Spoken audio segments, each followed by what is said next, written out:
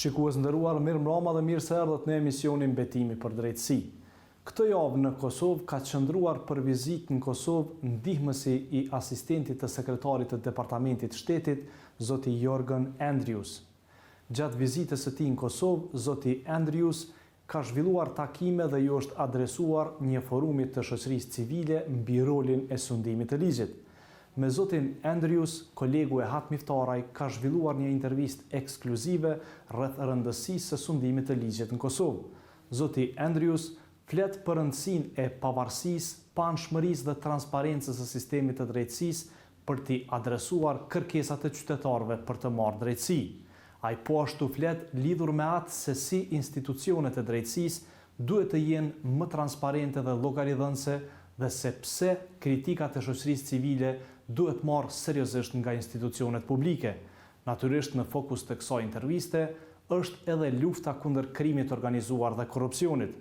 Për të gjitha këto ju ftoj të ndisni intervistën ekskluzive me ndihmësin e asistentit të sekretarit të Departamentit të Shtetit, zoti Jorgen Andrews, por paraprakisht ju ftoj të ndisni rubrikën e monitorimit të rasteve të korrupsionit.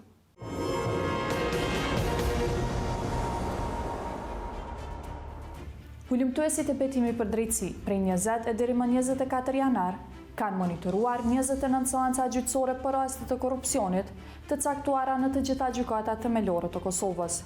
Prej këtyre seancave të caktuara, 17 janë mbajtur, përderisa 12 të tjera janë shtyrë për arsye të ndryshme.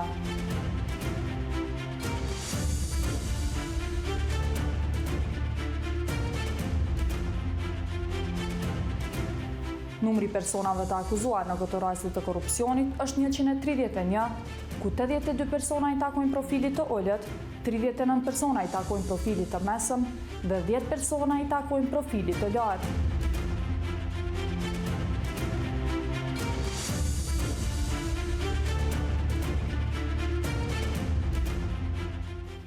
Ish shefi i shërbimeve publike në Malishev, Ismet Mazreko, është shpallur fajtor për keqpërdorim detyre. Gjykata themelore në Mitrovic në mungesë të provave e ka liruar nga akuza për keqpërdorim detyre zyrtarin e gjendjes civile Nezir Aliu. Ndërkaq ndaj Aliut është shpallur aktgjykim refuzues për falsifikim të dokumentit zyrtar, pasi prokurori Naim Beka ka hequr dorë nga ndjekja penale për këtë vepër. Prokuroria themelore në Mitrovic akt akuzën ndaj tij e ka ngritur më 28 shkurt 2019. Ai akuzohet se më 13 maj 2015 në cilësinë e zyrtarit të gjendjes civile në bistrisë të Shalës së Bajgorës kishte regjistruar personin e panjohur me emrin Alis Laković, me shënime se është banor i fshatit Hrvatska, e ku nga zyrtarët e gjendrës së regjistrimit në Leposavić, një person i tillë nuk ekziston nga ky fshat me këtë emër. Gjithashtu ai akuzohet se kishte falsifikuar dokumentin zyrtar, ashtu që i njëjti kishte nënshkruar dhe volosur ekstraktin me numër personal me se të dhënat të Alis Lakovićit. Ish punëtori i Kecit Arben Berisha është dënuar nga gjykata themelore në Pej për akuzat se ka përvetësuar dhe mashtruar konsumatorët. Ish punëtori i Kecit Arben Berisha është dënuar me 2 vjet burgim me kusht dhe 700 euro gjop, pasi është shpallur fajtor nga gjykata themelore në Pej për shkak të akuzave se ka përvetësuar para dhe ka mashtruar konsumatorët. Dënimin me burg i akuzuari nuk do të mbaj, nëse brenda fatit prej 1 viti ai nuk kryen vepër tjetër penale. Prokuroria themelore në Pej akt akuzën ndaj tij e ka ngritur më 22 shkurt 2019. Ai akuzohet se nga 19 dhjetori 2017 deri më 2 mars 2018 në Pej dhe Istog, në vazhdimsi kishte përvetësuar paratë e konsumatorëve për pagesat e energjisë elektrike. Ai akuzohet se edhe pse Keci e kishte larguar nga puna, ai me uniformë të kësaj kompanie ishte paraqitur si punëtor, duke i mashtruar konsumatorët dhe duke marrë prej tyre shumën e të hollave prej 70 eurove, kinse në emër të inkasimit të energjisë elektrike. Është shpallur aktgjykim lirues dhe refuzues ndaj zyrtarit të gjendjes civile në Bistric, Nezir Aliu, i akuzuar për 2 vepra penale të korrupsionit. Gjykata themelore në Gjakov e ka dënuar me 6 muaj burgim i shefin e shërbimeve publike në Malishev, Ismet Mazreko, i akuzuar për keqpërdorim detyre. Pas shpalljes së aktgjykimin nga kryetari i trupit gjykues, gjykatësi Nikol Komani, me pëlqimin e të akuzuarit, dënimi me burgim i është zëvendësuar me gjobë në shumë prej 3.400 euro. Sipas gjykatësit Komani, i akuzuari Mazreko është obliguar që të dëmtuarën përkatësisht komunën e Malishevës t'ia kompensojë dëmin e shkaktuar në shumë prej rreth 9.000 euro. Akt akuza ndaj tij është ngritur me 13 mars 2019 nga prokuroria themelore në Gjakov. Ai akuzohet se në kundërshtim me ligjin për prokurimin publik me rastin e inicimit të kërkesës për furnizim me kablo elektrike për nevojat e fshatit Gajrak të komunës së Malishevës dhe menaxhimit të kontratës së prokurimit në vlerë për rreth 9.000 euro nga kompania Leoni, të cilën edhe pse e ka pranuar nuk vërtetohet se e njëjta është investuar në fshat. Zyrtari policor Muhammer Miftari është dënuar me burg dhe gjobë për marrje të rishfetit.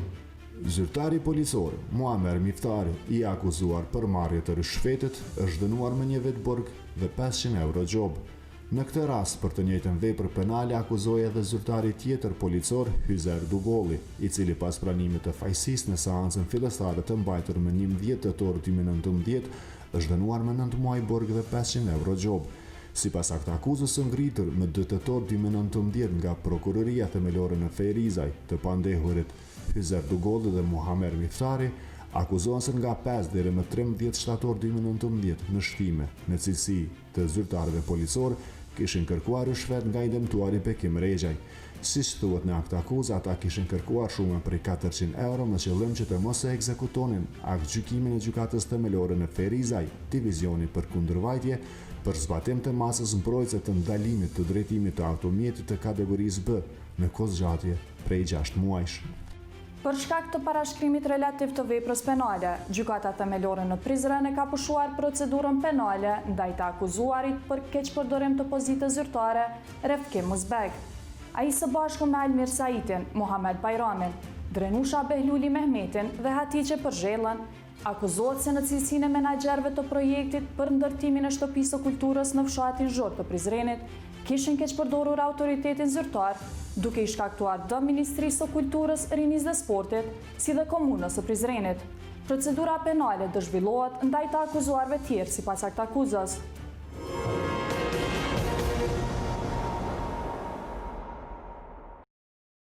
Mr. Andrews, welcome at the TV show Betimi Për Drejtësi. We are very delighted having you as a guest and thank you for your time. Thank you, Ehan. It's good to be here. Mr. Andrews, would you please give us a brief overview about the mission of the INL, especially its commitment and efforts for Kosovo and Western Balkans? Sure. Thank you very much. It's great to be in Kosovo. It's my first time here. I represent the Bureau of International Narcotics and Law Enforcement Affairs at the U.S. Department of State, and we're called INL for short. And INL has been part of the U.S. Embassy here in Kosovo for many years. We're very proud to have been with Kosovo from the very start of independence. And we work very carefully, very closely with our colleagues both in the government and in civil society to help build stronger law enforcement and justice sector institutions in Kosovo.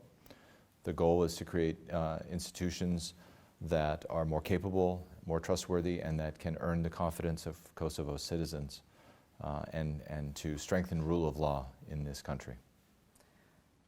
The rule of law in Kosovo and Western Balkans is not at the level that people deserve and also international community invested for. What is your opinion on that and how we can change that? Sure. So Kosovo is still a young country, relatively speaking.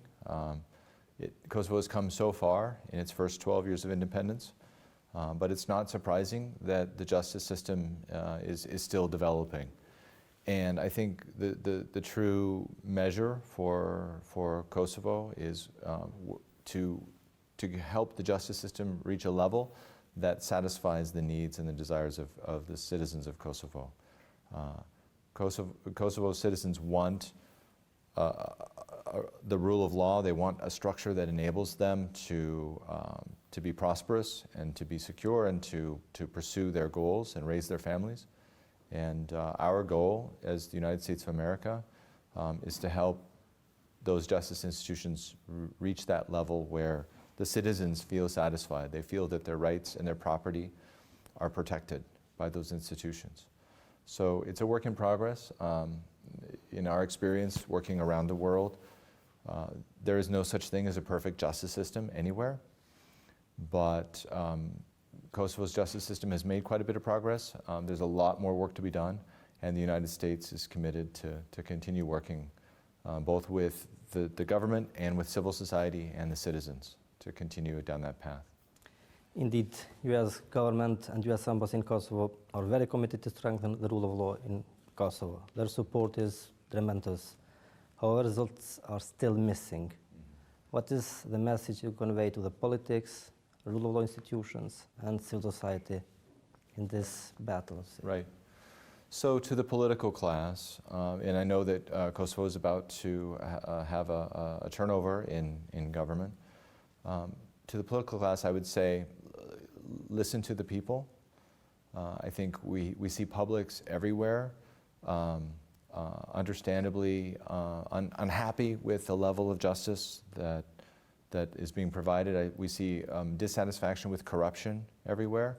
And in many countries, we see the public rising up and protesting and saying, hey, enough. We're tired of the corruption. We're tired of the injustice. We're tired of the impunity.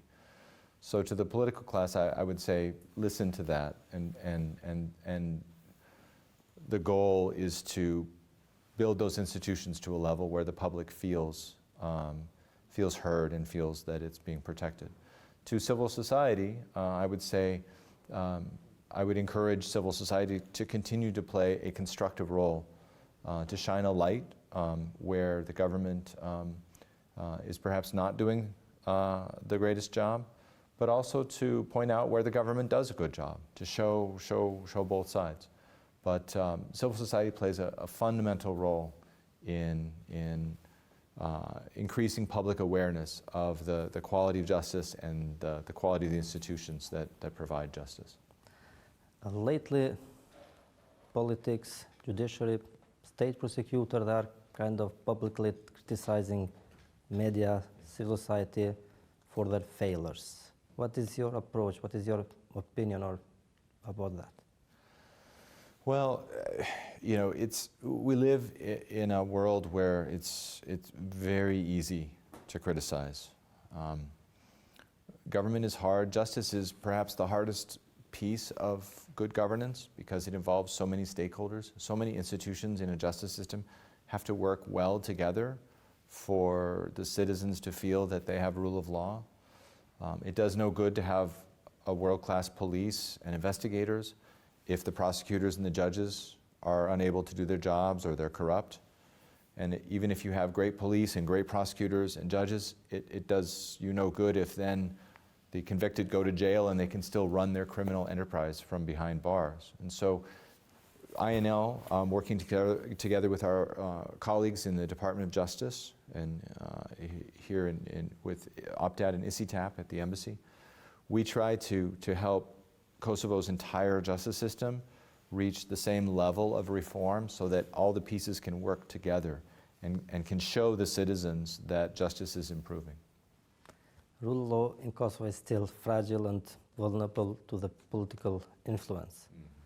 Why is it important to have independent and impartial justice institutions, not only in Kosovo but also in countries that aspire to be democratic countries? Right.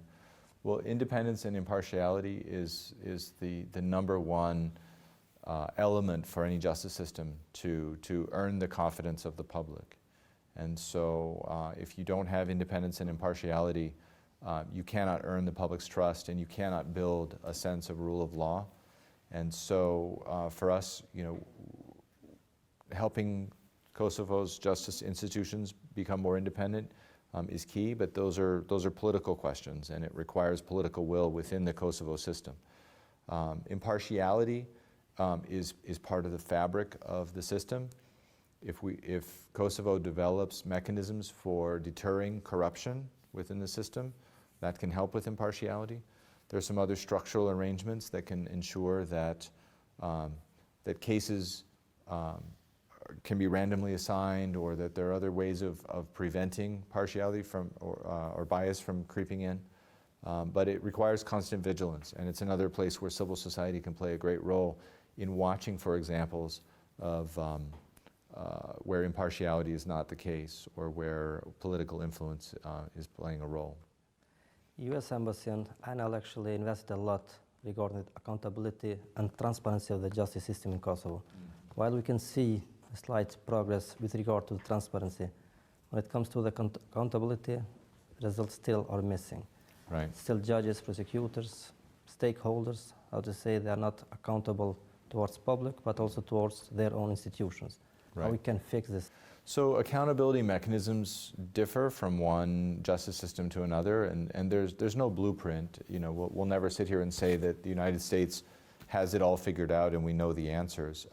You know, in most cases, each country comes to its own kind of mechanisms, but we see some common attributes across different legal systems. And some of those accountability mechanisms require that the profession, like a lawyer, a legal profession, or a group of judges, police themselves, that they have their own ethical standards and their own obligations, but that there's also an external accountability factor where someone else is also able to measure whether they are performing those legal functions in an impartial and honest way. And so that combination of checks and balances, making sure that not all the power in the justice sector is concentrated in one function or another function, and having these mechanisms to deter bad behavior and also to incentivize good behavior. It's really the mix of all those things that helps the legal system attain a level of impartiality and freedom from corruption. We have to touch also the impunity of the stakeholders, Right. also those who exercise a high position in the justice system. Right. Again, U.S. Embassy supported our government a lot with trainings, best practices, but still some people are untouchable, even though in public there are exposed corruptive affairs.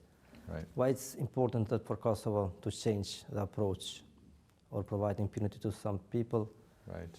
for the statehood, but also, you know, for the rule of law actually in Kosovo. Right. So impunity is perhaps the most destructive element in any justice system, because it undermines the confidence of the citizens that the justice system is working for everyone and is treating everyone equally under the law. So, you know, part of the impunity question has to do with the justice institutions, and part of it has to do with the political environment and the political climate. As the United States of America, we can work with Kosovo to help on the side of setting up the institutions well, to reduce the likelihood of impunity. But on the political side, you know, Kosovo and its citizens have to work together to send a message to the government of what those expectations are. And it's challenging, it takes time, but ultimately the expectations of the public should be what drives the government of Kosovo and how it makes its decisions and how it allocates its resources. And if those expectations are harnessed through civil society actors and others and communicated to the government, then that of course gives the United States something that we can also work with in terms of our assistance programs and setting up the structures, you know, with the Kosovo justice institutions. What is interesting in Kosovo is that in some fields, the same police officers, the same prosecutors, the same judges are very successful. Mm-hmm. Like, for example, in fighting terrorism, domestic violence. Mm-hmm. Indeed, in both fields, U.S. Embassy, U.S. government supported specialized people in these fields. But then the same police officers, judges, prosecutors, kind of they're lacking results in fighting organized crime and corruption. Right. How you can see this? Well, you know, as new institutions are developing, it's not uncommon to focus on specialized units that go after certain types of crimes or certain priorities. The goal ultimately is to mature those institutions and grow them so that they apply the same level of quality and care and skill to all of the work, so that the trafficking in persons or the counter-narcotics efforts get the same results and the same attention that the counterterrorism efforts might get. And so Sometimes it takes, growing centers of excellence within an institution and building them up, and then eventually you can grow those centers of excellence together and turn the entire institution into a center of excellence. It's part of the institutional development theory that if you can create the model, then you can replicate the model. And we try to do that in many countries. I know we've worked with several of our Kosovo counterparts, but the idea is that you get those same practices kind of expanded out once you develop it. Why does fighting organized crime, high-level corruption, matters for the United States? We know that your government in the last 20 years supported rule of law, supported institutions continuously. So why matters for the United States, Kosovo, to fight organized crime and corruption? So the international climate is changing, and it's changing rapidly, and it's changing in dangerous ways for all of us, for Americans, for citizens of Kosovo, and as one government working with another government, one of the ways that we can each protect our citizens is to work together against these transnational threats. So the organized criminal groups are adapting quickly to the globalized world in which we live. They're adapting and they're using the tools of globalization to expand their criminal enterprises and to diversify the ways in which they traffic in drugs and people and wildlife and any number of other things. And so as they become more networked, we have to build a network to defeat the network. And our work with governments like the government of Kosovo is intended to speed the transfer of information, because information is our most powerful weapon against these networked criminals. And if we can collaborate more closely, we can close down the spaces where the organized criminals operate. I think they're taking advantage of areas of weak governance. Sometimes they find areas of weak governance or no governance that are inside countries. You see spaces where the government doesn't control its own territory sometimes. And sometimes they're taking advantage of gaps in governance in the international arena. And our job is to close all those gaps and seams of weak governance so that we squeeze out the spaces where the organized criminals have to operate. The last question, what is your final message for justice institutions, politics and civil society in Kosovo regarding the improvement of rule of law? Right. What I would say is have patience. It takes time. Hold the government accountable. To the government, I would say listen to the people. Strengthen institutions to protect the citizens, to protect their rights and their property, and their support and their belief in the rule of law will be reciprocated. But it takes time to grow these healthy, capable, trustworthy institutions, and there are no shortcuts. It's hard work, but the United States is with the citizens of Kosovo, all citizens of Kosovo, regardless of their ethnicity and background, in helping to create this better future and better justice for all citizens of Kosovo. Yes, Mr. Andrews, thank you very much for your time. Thank you so much. Thank you, It's a Rehan. pleasure. Thank you. Thank you. Shikues nderuar, ne kaq kishim kohë për këtë emision. Të gjithë ju që keni vërejtje apo sugjerime, mos hezitoni të na shkruani në adresën tonë elektronike. Deri në emisionin e radhës nga unë Betimi Për Drejtësi, mirëmbëjtje.